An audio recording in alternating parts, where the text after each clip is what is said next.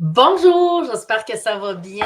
Aujourd'hui, dans le balado dans la tête d'Aro, on va parler du développement des affaires. En effet, c'est le nerf de la guerre. Je suis actuellement en plein projet de développement pour les conférences et mes animations de team building. Fait que je comprends très, très bien comment vous pouvez vous sentir quand on parle du développement des affaires et des fois, ça nous sort de notre zone de confort. Mais comment on réussit à convertir des prospects en clients fidèles? Puis, j'embarquerai pas dans toutes les tournants et aboutissants du développement des affaires, mais je vais vous partager quatre grands axes à considérer que j'ai divisés moi-même dans ma stratégie, dans mon offre de service, dans la façon que je fais le développement de ma business. Puis j'avais le goût de vous partager ces outils-là aujourd'hui parce que je pense que c'est super important si on veut atteindre les résultats qu'on souhaite, bien, qu'on soit dans l'action à semer un paquet d'initiatives, d'actions qui vont éventuellement nous amener à convertir le client à l'achat et de le garder aussi dans sa communauté. Et dans le marché compétitif dans lequel on est en ce moment, bien, d'avoir une stratégie de développement des affaires, je pense que c'est essentiel. Puis ça permet aussi de bâtir la confiance du client envers nous et envers notre entreprise. Puis souvent, les gens vont nous acheter, nous, lorsqu'ils nous rencontrent, qu'ils nous voient dans notre univers avant notre produit. Donc, on est un peu le personal branding de la marque et c'est super important de bâtir la confiance. Puis j'ai appris au fil des années que c'est plus facile de vendre quelque chose à un client qui est déjà actif que d'essayer d'en trouver un nouveau. Donc, les gens qui deviennent des ambassadeurs de notre marque, des ambassadeurs de nos produits, des bons clients, sont souvent les gens sur lesquels on doit miser le plus pour assurer notre profitabilité.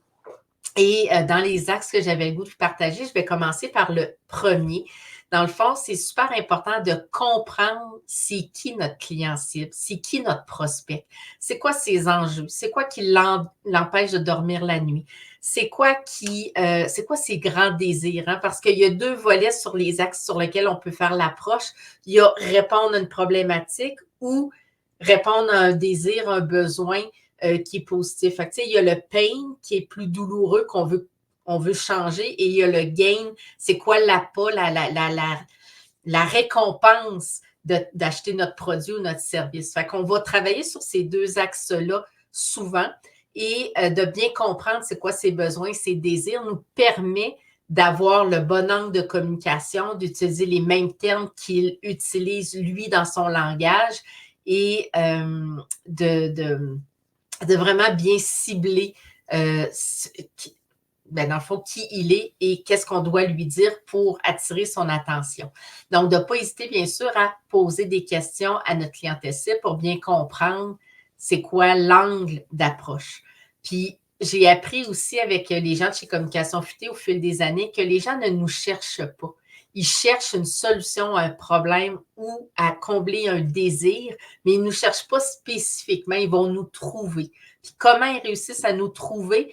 Bien, c'est par notre présence, souvent sur le web, il y a le bouche à oreille, la publicité qu'on peut faire aussi dans les médias traditionnels ou dans les réseaux sociaux. Mais au départ, le client cherche à répondre à un besoin et ce qu'on souhaite, c'est ressortir comme étant le pourvoyeur de la réponse à cette problématique-là. Donc, une fois que le client nous a vus, il faut prendre en considération là, que ça prend une dizaine de points de contact différents avant même d'amener le client à passer à l'action, à faire une première action vers nous. Puis souvent, dans cet axe-là, le deuxième, c'est comment on peut bâtir la relation entre le client prospect et de l'amener à devenir un client fidèle. Bien, c'est ce qu'on appelle d'aider un client à passer d'un client qui est froid, hein, qui ne nous connaît pas, à quelqu'un qui est chaud, qui est prêt à investir, à passer à l'action pour acheter notre produit ou notre service. Puis, dans les stratégies qu'on a mis en place, en tout cas que ce soit dans Haro et dans Caroline Bergeron, conférencière, c'est qu'on a bâti une échelle de valeur. On commence avec une offre gratuite à très grande valeur ajoutée pour le prospect. Donc, il rentre dans mon univers avec quelque chose que je lui offre, que ce soit la vidéo que vous écoutez en ce moment ou mon guide du collectionneur dans Arrow ou dans ma vidéo de mini-conférence que j'offre dans Caroline Bergeron, conférencière. Tous ces éléments-là, c'est du contenu à très grande valeur ajoutée pour le prospect, pour la personne. Et lorsqu'elle rentre dans cet univers-là, ben, elle n'a pas l'impression non seulement de perdre son temps, mais elle en veut plus. Puis c'est à ce moment-là qu'on va être en mesure, dans le fil de nos échanges avec cette personne-là, d'aller chercher finalement, éventuellement, une première petite transaction, une offre qui est accessible. La vente d'un livre, la vente d'un produit dérivé, d'amener la personne à rentrer dans notre univers, une mini-formation, quelque chose. Par la suite, on va être en mesure de lui présenter notre offre principale. Moi, c'est les œuvres d'art. Par contre, vous, ça peut être votre programme de base, votre formation en ligne, peu importe ce que vous offrez. Ça peut être le produit, hein, si vous vendez des vêtements ou autre. Donc, quand on vend de la nourriture, ben, il peut y avoir dans les outils gratuits de l'échantillonnage, on fait goûter pour éventuellement vendre des petits produits à porter à la maison pour éventuellement vendre le package deal complet. Fait que moi, avec Arrow, on l'a bâti vraiment pour amener les gens à vouloir se procurer un Arrow. Et mon offre VIP ultime, bien là, c'est tout le processus d'acquisition, de livraison et le repeat potentiel, bien sûr. Un client qui a acheté une œuvre peut fort probablement en acheter une deuxième dans sa vie. Donc, comment on maintient la relation et qu'on fait qu'on accorde toute l'importance à notre prospect, à notre client à ce moment-là pour qu'il se sente vraiment VIP, important et autres. Donc, de bâtir la relation, c'est vraiment la clé, d'offrir du contenu à grande valeur, de proposer aussi, de présenter des témoignages de gens qui ont passé par le processus avant ton prospect pour le rassurer, pour l'amener à prendre conscience que d'autres ont passé par là et que ça a changé leur vie de quelque façon que ce soit. Donc, ça travaille la crédibilité et la notoriété. Ça, c'est important. Puis d'être constant dans nos points de contact, hein, que ce soit sur notre site web, nos réseaux sociaux, notre infolettre, etc. C'est vraiment la clé de maximiser tous les points d'entrée pour que le client puisse revoir, entendre notre message. Un autre élément qui est super important, que pour moi, c'est le troisième axe, c'est vraiment de garder le contrôle sur l'expérience d'achat. Donc, vous voulez que l'expérience d'achat pour votre client soit fluide, positive, facile. Vous voulez créer l'effet wow, l'amener à le surprendre, à créer quelque chose d'inattendu dans le processus, un cadeau, un bonus, quoi que ce soit, pour l'amener à dire « Oh my God, OK, je suis important, c'est important pour moi. C'est important pour l'entreprise que je sois client pour eux, donc qu'ils se sentent considérés. » Il faut aussi miser sur le retour sur l'investissement pour l'acquéreur, quel qu'il soit, dans les bénéfices qu'il va en retirer de devenir client chez vous.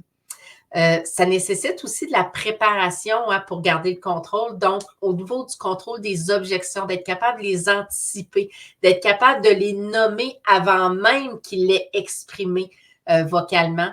Donc, ça permet à la personne d'être rassurée.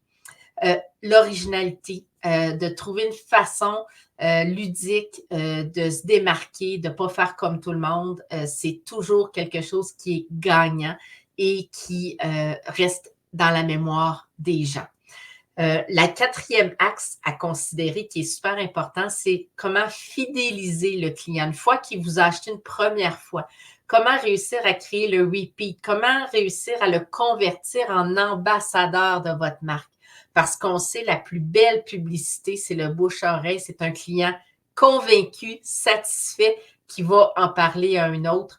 Le pouvoir des mots à ce moment-là, hein, c'est facile pour nous des fois de vendre notre produit parce qu'on y croit, mais quand c'est un client qui le vend, la puissance, elle est décuplée. Donc, comment réussir à fidéliser votre client?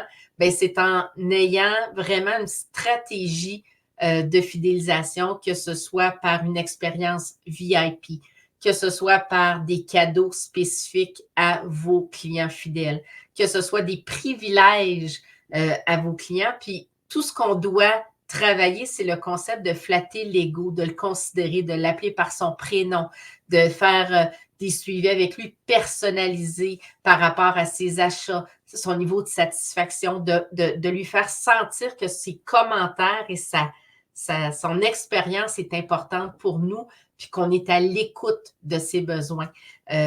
Donc, l'objectif, dans le fond, c'est on ne perd jamais notre temps dans le processus à notre client. Ce qu'on veut, c'est qu'il soit satisfait et on veut qu'il rachète éventuellement notre produit ou qu'il le recommande, qu'il devienne un ambassadeur pour les autres. J'espère que ces 4 grands axes-là vous parlent. C'est certain qu'en accompagnement avec moi ou dans mes autres vidéos, vous pouvez aller chercher du contenu encore plus détaillé sur chacun de ces sujets-là. Mais c'est important pour moi aujourd'hui de vous parler du développement des affaires parce qu'aujourd'hui, le plus difficile, c'est d'amener le client qui nous voit à être capable de sortir son portefeuille, de déclencher l'achat, donc la vente, parce qu'on sait, le nerf de la guerre dans une entreprise, c'est d'avoir des revenus. Donc, comment, dans notre stratégie, on est capable d'amener le client, finalement, à vouloir acheter notre offre ou notre service ou notre produit et se sentir en confiance de le faire. Dans le prochain balado dans la tête d'Aro, tous les lundis à midi, je publie du nouveau contenu qui, j'espère, pour vous, est à grande valeur ajoutée. Si c'est le cas, likez, partagez, commentez, embarquez dans la folie de ma création de contenu. Contactez-moi, connectez avec moi. Pour moi, c'est ce qui me nourrit. Donc, je vous remercie beaucoup. Puis la semaine prochaine, dans le balado dans la tête d'Aro, on va parler de 10 outils super puissants que j'ai découverts au fil des années pour développer mon estime de moi. Je sais que ça va être super intéressant. J'espère que vous allez être au rendez-vous lundi prochain à midi, comme vous l'êtes en ce moment. Peut-être lundi à midi aujourd'hui ou sinon en rediffusion ou peut-être une publication d'il y a quelques mois déjà, mais sachez que c'est toujours le bon moment de rentrer dans l'univers du balado dans la tête d'Aro. Puis, n'hésitez pas à me contacter, à commenter la vidéo si le contenu que je vous propose est pertinent pour vous. Puis, si vous avez des idées de sujets que vous aimeriez que j'aborde, ben, faites-moi le savoir. Vous pouvez me contacter sur mon site web aroartiste.com dans la section Contact. Ça va me faire vraiment plaisir de faire de la recherche puis de vous partager mes expériences et mes histoires personnelles en lien avec le sujet qui vous intéresse. Je vous souhaite sur ce une magnifique semaine. Profitez-en. La vie est belle. Je vous embrasse. Je vous remercie. Bye bye.